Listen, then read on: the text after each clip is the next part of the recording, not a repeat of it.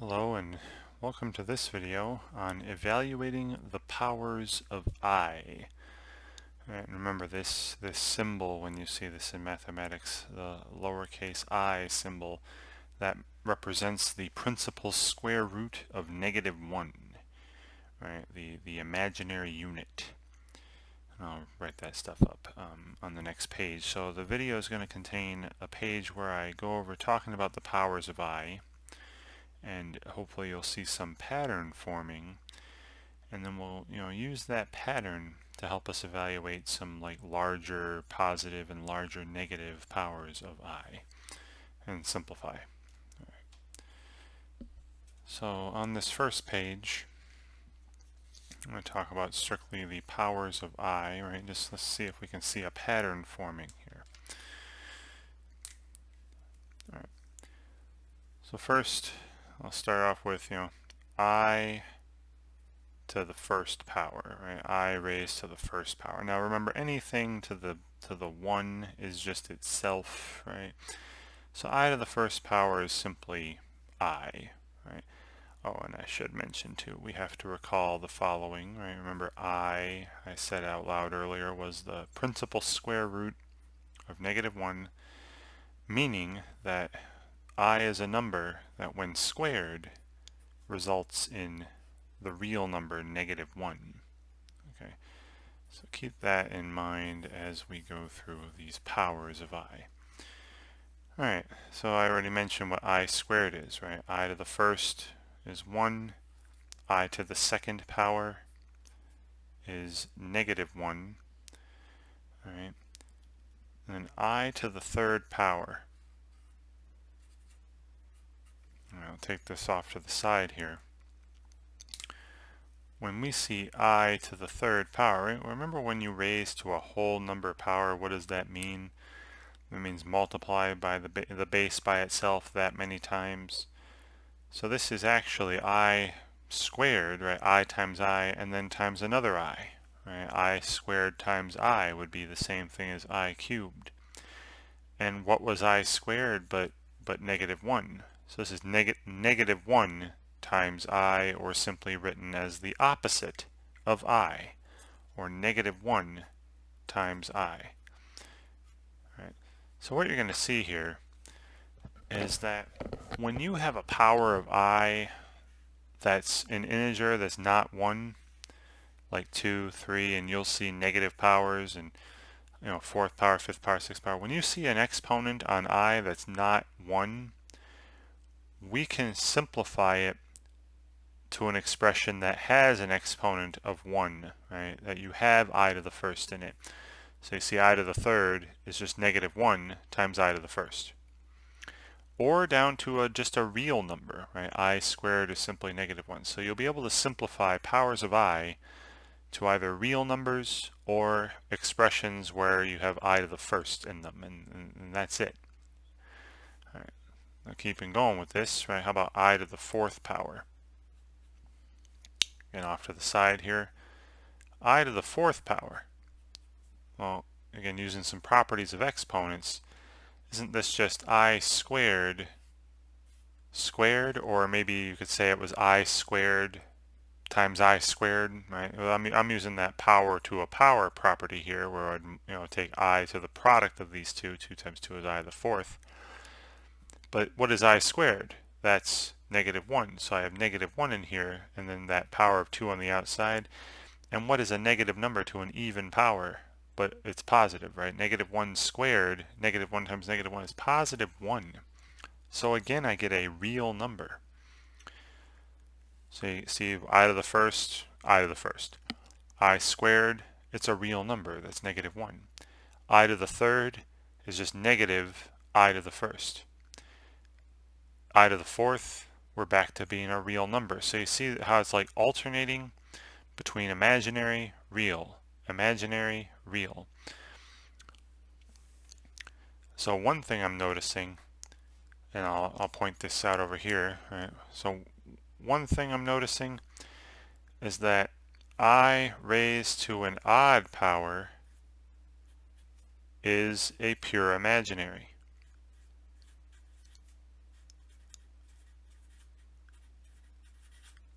it's either plus or minus I. Right? See, I to the first is positive I to the third is negative I to an odd power is going to be either positive I or negative I, and we'll see other odd powers coming up here in a second. And another thing I'm noticing is when I have I to an even power,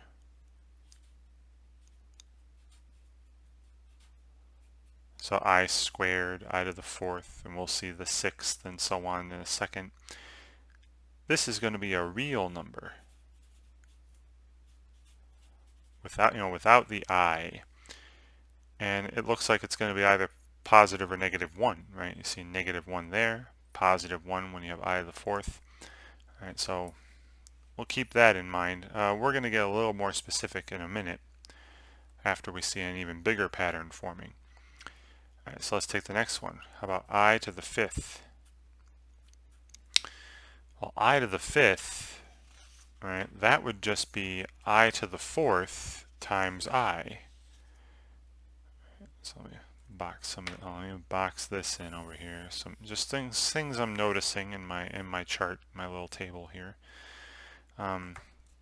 Let's keep going with I to the fifth. Right, I could rewrite that if I wanted using some properties of exponents as I to the fourth, times I. That's I to the fifth, right? When you multiply things at the same base, you add the powers. Right? And what was I to the fourth? Well, I to the fourth is simply 1. So I have 1 times I, or just I. So you're seeing again, I to an odd power is imaginary, and it's just I. Well, look at this though. Look at this. See how I to the first was I, and then only 4 powers higher, it was I again. And you're going to notice that happening. You're going to see this like cycle of 4 repeat over and over again with the powers of I. So let's keep going. How about I to the sixth? Well, I to the sixth, I could rewrite as I squared cubed. Right? I use that power to a power rule. What is I squared? I squared is negative 1. And what's negative 1 to an odd power? It's still negative 1. So I to the sixth is negative 1. And look at this. See, I to the second was negative 1. And then just 4 powers later, 4 powers higher, I to the sixth is also negative 1. So the same thing's happening. I to the first is I, 4 powers higher is I again. I to the second is negative 1, 4 powers higher is negative 1 again. So I'm going to finish off with the I to the seventh and I to the eighth, okay? Well, I to the seventh, and off to the side here, I to the seventh, I could think of as I to the sixth times I. And what did we just say I to the sixth was? I to the sixth is negative 1. So this is negative 1 times I. So I'm getting, negative I. So I to the seventh, negative I. And look at this again. See, I to the third is negative I. And 4 powers higher, 4 later, I to the seventh is also negative I. And then lastly here I'll do I to the eighth. And maybe we'll even go backwards. Why not? Well, I to the eighth. I to the eighth is, I could write this in multiple ways, but I'm going to write it as I to the fourth squared. That's, power to a power. I would make that, I to the multiply these, I to the eighth. What was I to the fourth? Well, I to the fourth, we said was 1. So I to the eighth is 1 squared, or just 1 again. All right, so I to the eighth is 1. And again, notice, I to the fourth was 1. 4 powers later, 4 powers higher, I to the eighth is also 1. So this cycle, this cycle of 4, this I, then negative I, then negative I, then negative 1, then negative I, then 1, keeps repeating. So I have this repeating cycle of 4.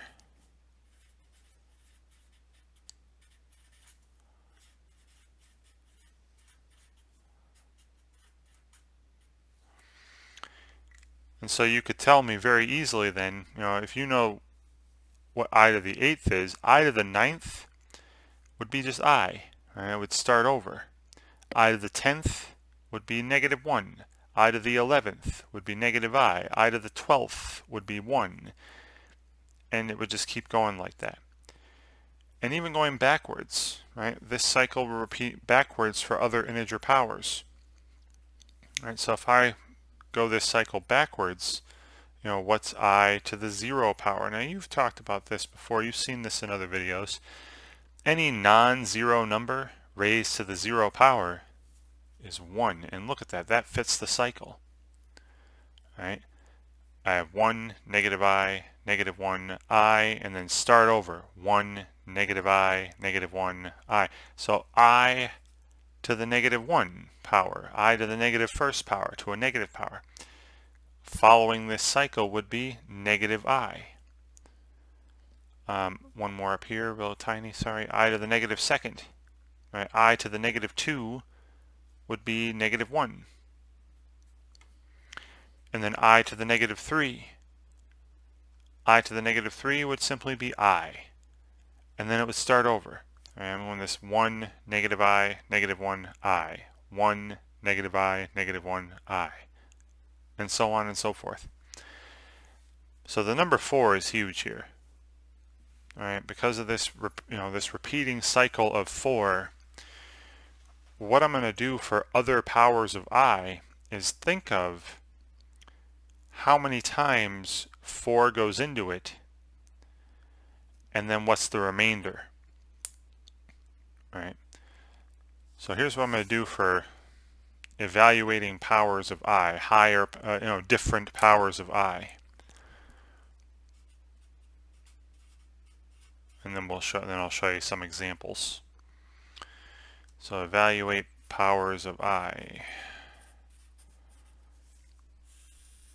All right, so if I'm given I to the, say, the mth power, you should be able to write this in one of 4 ways, right? It should be either I, negative 1, negative I, or 1. I, negative 1, negative I, or 1. Though one of those 4 only. So the first thing I'm going to do is I'm going to try to think of how many times 4, right? Again, this repeating cycle of 4. I'm going to try to think of how can I rewrite m as, a multiple of 4 plus something. I'm going to rewrite m as, some multiple of 4, say 4 times n, and then let's go plus the remainder, plus r, right? I'll use little r for the remainder, where I want r to be positive, okay? To make it easy on myself, so I can have, 1, 2, 3, right, where r is, greater than or equal to 0, right? I don't want a non-negative remainder.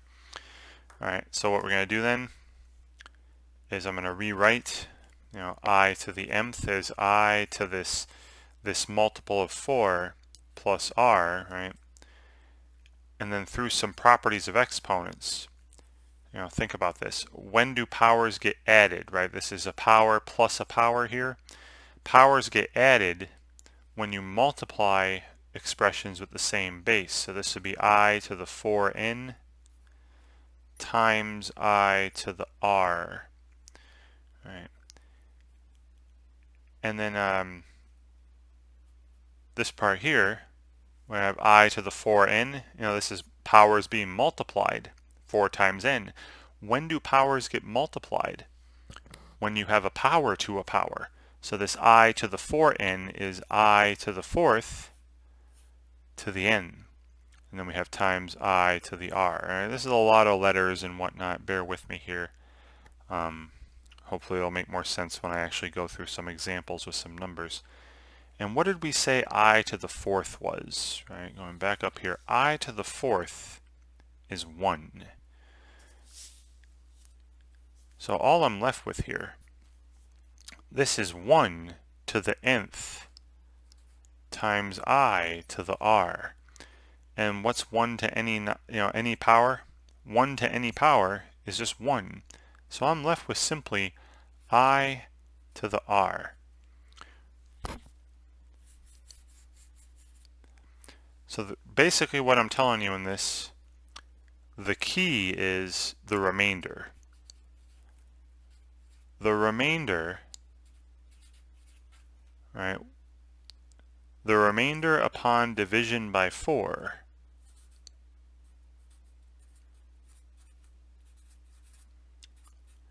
Now when you divide by 4, when you divide some number by 4, an integer by 4, the remainder can be either 0, 1, 2, or 3. Right? I'm talking about a non-negative remainder. The remainder upon division by 4 will tell you how to simplify.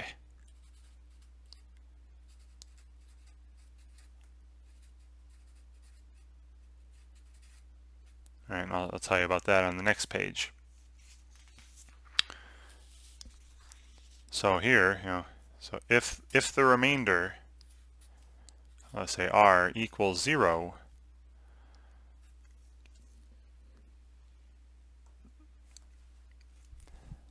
then I to the mth power will be 1. If the remainder is 1,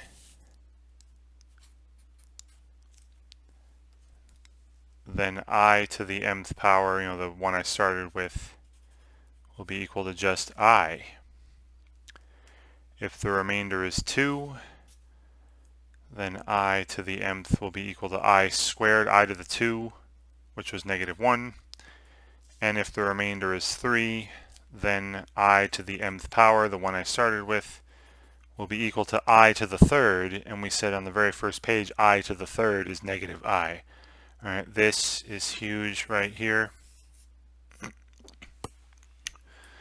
So all you have to really remember are these 4. All right, I to the 0 is 1. I to the 1 is I to the 2 is negative 1, and I to the 3 is negative I. If you remember these 4, I to the 0 through I cubed, you basically know every power of I. Alright, so let me show you what I'm going to do. Right here, I'm going to do an example, several examples where I'm going through this process. Just rewriting our power as a multiple of 4 plus either 0, 1, 2, or 3. Right, so the remainder when I divide by 4. And then we'll go from there. Alright, so let me get rid of all of this. So my first example, I have, I'm asked, and for the rest of these, I'm asked to simplify the power of I, meaning take this, I to a power, and I'm going to be able to rewrite it as one of 4 things, either 1, I, negative 1, or negative I. Those are it. All right, so off to the side, right, the first thing I said I was going to do was, kind of divide this by 4. I have I to the 43rd power. So think about, what's a multiple of 4 that's, just below this, that's less than this. Now, because 43 is not a multiple of 4 itself. So the multiple of 4 that's just less than this, right before 43, is 40. Right? And then you have plus 3. So if I write this as a multiple of 4, right, that's 4 times 10, right, there's your multiple of 4, 40 plus 3. And you see, again, I want to think of the multiple of 4 that's just less than my power, right, and then we'll have a remainder of 0, 1, 2, or 3. But this is the key, the remainder. Because what you're going to see now is that I to the 43rd will be equal to I to the third, which was negative I. Right? But I'll run through it the long way this first time. Right? So I rewrite I to the 43rd as I to the 4 times 10 plus 3 power. Right? Rewriting 43 as a multiple of 4 plus 3.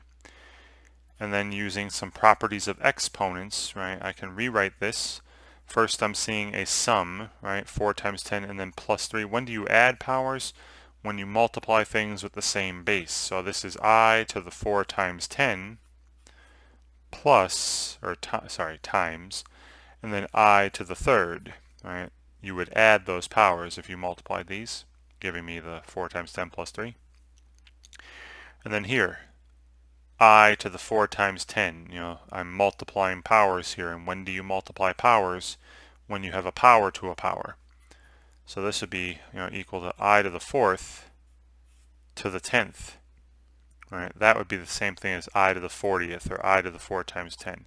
And then you have times I to the third, I cubed. And I to the 4th. All right, and I to the 4th power, we have stated earlier, is 1. So this is 1 to the 10th times I to the third, and 1 to any power is 1. So this is simply I to the third, and we again have seen this. I to the third power, you can rewrite as I squared times I, or negative 1 times I. This is negative I. All right, so after all that, I to the 43rd power simplifies to, I to the third power, which is negative I. Again, you're getting one of 4 things. 1, I, negative 1, or negative I. And here's one of those 4. So what I'm going to do in the future, all right, is after this example, I'm not going to do all this crazy stuff. I'm just going to think, look at my power. What's a multiple of 4 that's less than my power, so that I get a remainder of 0, 1, 2, or 3, and then that, I to the power I started with is going to be equal to I to that remainder power, which again, it'll be 0, 1, 2, or 3, and you should know I to the 0 is 1, I to the first is I to the second is negative 1, and I to the third is negative I. It's really that, those 4 all the time. Okay, so my next example, which again, I'm not going to do the whole crazy all right now with the properties of exponents. We're just going to think about that remainder. All right. So here I have I to the 98th power. All right, I to the 98th power. So off to the side, I'm going to think, 98. What's what's the largest multiple of 4 that's less than 98? Because 98 is not a multiple of 4. So you can go think about it, 4, 8, 12, 16, blah, blah, blah. 100 is too big, right? 100 is a multiple of 4. It's 4 times 25. So go back one 4, right? Go back 4. It'd be 96. 96 is a multiple of 4, and that's the largest multiple of 4 that's less than 98. And then plus the remainder of 2. So again, I don't care, right? Again, what I'm looking for here, right? This is the largest multiple of 4 less than my exponent.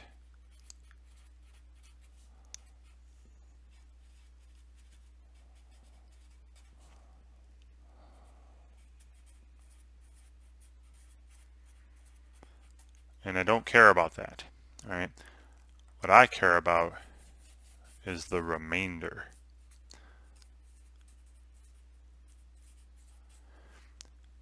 That tells me how to simplify this. So I to the 98th power, if I did all that crazy stuff I did with the exponents, rewrote this as 96 plus 2 and whatnot, and wrote power to a power, use all the properties of exponents, it would end up just being equal to I to the 2, right? And I to the remainder. when you divide by 4, right? You got to think of multiples of 4 because, these powers of I repeat in cycles of 4. And what was I squared? What was I to the 2? That was -1, right? Again, it's going to be one of those 4 things. 1, I, -1, like this one is, or -I. And it all depends on the remainder when you are dividing by 4, when you are try to think of the largest multiple of 4 that's less than the exponent. And if the exponent is a multiple of 4, then that's simple. It's just then the value will just be 1. Right. Okay. My next 2 examples have negative powers. So you can do this a couple ways. All right. The first way I'm going to do it is the way I've been doing it. All right. Where I take the exponent. This is I to the -59th power. And I'm going to write it as, again, what's the largest multiple of 4? I'm going to write it again. I want the largest multiple of 4 that's less than the exponent. Or I guess I should say less than or equal to, but that's less than the exponent. Okay, but the key word being less. Now remember on a number line, if you're talking -59, numbers that are less than -59 would be -60, -70, -80, those things to the left on the number line, right?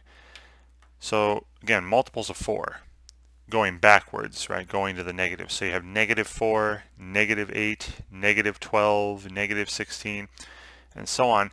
And you would see the first multiple of 4 that's less than -59 is -60. Right? This is 4 times -15. Right? That's the largest multiple of 4 that's less than -59. And then what's the remainder? Right? I would take -60. I'd have to add 1. Right? I want a remainder of 0, 1, 2, or 3 if I'm dividing by 4. And that's what I care about right there, the remainder. All right? So this I to the -59 power will be equivalent, right? If I rewrote -59 as -60 plus 1, or 4 times -15 plus 1, and then use all those properties of exponents, we'd end up seeing that I to the -59 is equal to I to the 1, right? Again, I to just the remainder when you divide by 4, 0, 1, 2, 3, or 4. And I to the first is simply I, right? I'm not going to write I to the first, just write it as I. Right? And again, that is one of those 4 things, right? 1, I, right? -I, or -1, or -I, right? Okay. Now the other way I could do this, right, there's a, if you'd like. Remember the negative exponent property? If I have a number raised to a negative power, this is just the reciprocal of that number to the positive power. All right. So I could, if I wanted to, say I to the -59. So this is or. Right? You don't have to do it this way. I like the first way. It's really quick. But I could write I to the -59 as 1 over I to the 59th, and then do the same thing I did with I to the -59th. Do that to I to the positive 59. So I take positive 59, and again I'm thinking of now this is a positive number now, right? I'm taking the power on I here, and I'm thinking what's the largest multiple of 4 that's less than 59? And that would be 56. All right, this is 4 times 14, 56. And then the remainder would be 3. 56 plus 3 is 59. So this would be equal to 1 divided by I to the 59th, which would be 1 divided by, and then I to the 59th would be I to the 3rd. And remember what I to the 3rd is? That's negative I. Right? I cubed is negative I. And then what we have here is a division of complex numbers. You have the number 1 divided by the number negative I. And if you recall, I did put out a video on dividing complex numbers. We don't like having I in the denominator, right? It's just like having a square root in the denominator. We would like to rationalize that by multiplying the numerator and denominator by the conjugate of the denominator. Now, what's the conjugate of negative I? 0 minus I, the conjugate would be 0 plus I, or just I, right? So I'm going to multiply the numerator and denominator by I. So the numerator, 1 times I, is just simply I. The denominator, you have negative I squared. But what was I squared? I squared is negative 1. So down here, this is negative 1 times negative 1. This expression in the denominator is just 1. Negative 1 times negative 1. So we have I divided by 1, or just I. Now, I already said it was going to be I earlier when I kept the power as a negative and did the same thing, right? Thought about what's the largest multiple of 4 that's less than our power, and then plus the remainder, and then we just say I to the negative 59 is I to the first, or just I. So this is a roundabout way of doing it, right? You still get I at the end. It's just a lot more steps involved, and it's a little more annoying in my opinion. All right, one last one. Another one with a negative power. Now this one's pretty simple because look at the power. Right? I have I to the negative 36. Negative 36 is a multiple of 4.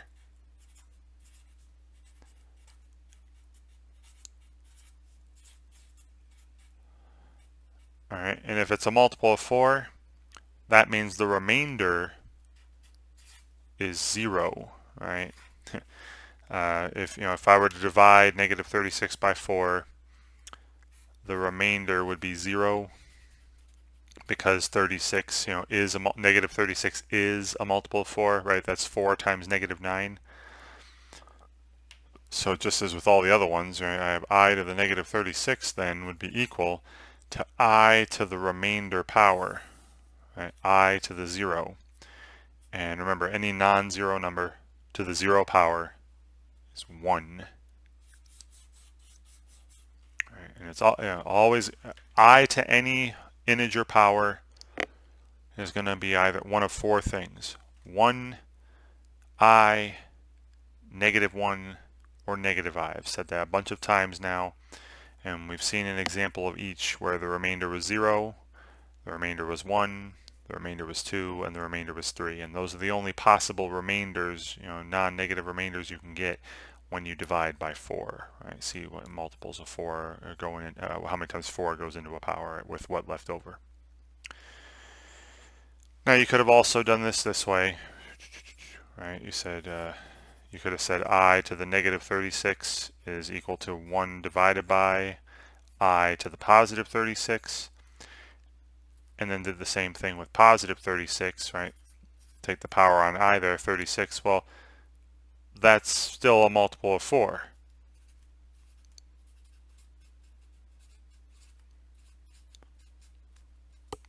So if you have I to a multiple of 4, the result is 1.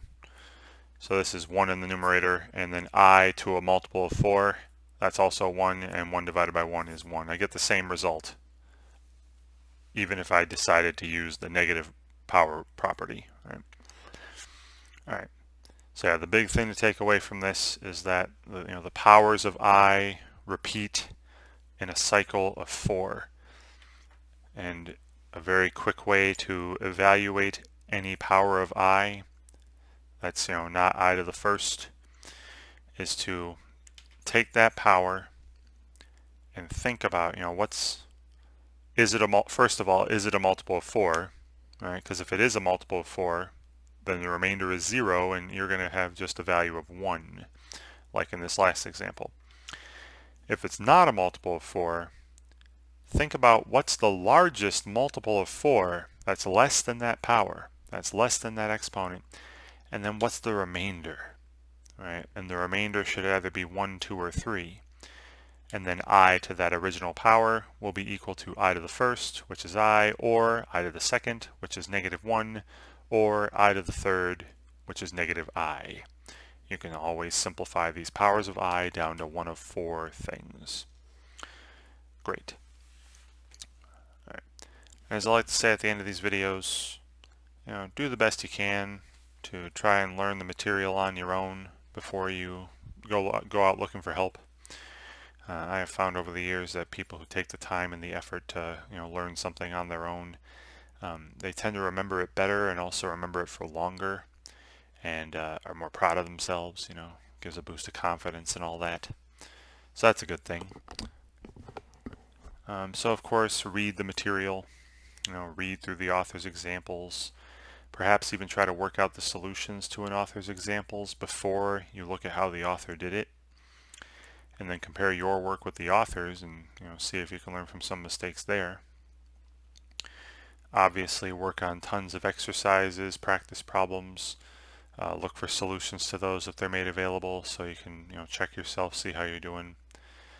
And don't just give up on a problem or an exercise after one attempt, or maybe even 2 attempts. Don't give up so easily. Very often in mathematics, there are several approaches that'll work for any particular problem. So just, if after that, if after several approaches at a problem you're still not getting it, maybe you should go back and read the material again, maybe even a 3rd time, more slowly, more deliberately, take good notes. Because if you've been working on some problems, there's a good chance you have a better idea as to what the author wants from you, what the author expects of you. So then when you go back and read again, or a 3rd time, you'll know better what to look out for in the reading. And maybe some things will pop out at you that didn't the first time. And it'll make, give you a deeper understanding and, maybe make it easier to work on the problems. But if after several read-throughs of the material and several attempts at the problems, if you're still not getting things, it's not a sign of weakness whatsoever to go out looking for help. That is what other people are there for, to help you. So ask a teacher, a tutor, a friend, someone in your class who knows the material well and is willing to help. Look for supplemental materials online. There's loads of it out there. Look for videos online. There's tons of those too. Videos like this one, or plenty of other ones out there that are better than this one. I assure you they're out there and they're easy to find. But just keep at it. Stay persistent. Keep practicing. Don't give up. And above all, and I think this is the hardest thing for people, is to stay positive throughout the process. Stay positive about the subject.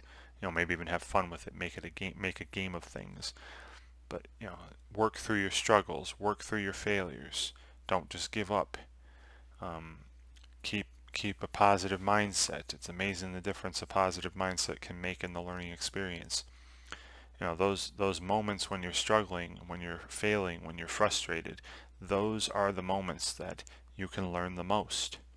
If you just keep pushing through until until something turns on you, something clicks, and you can figure out your mistakes, you can figure out how to fix things.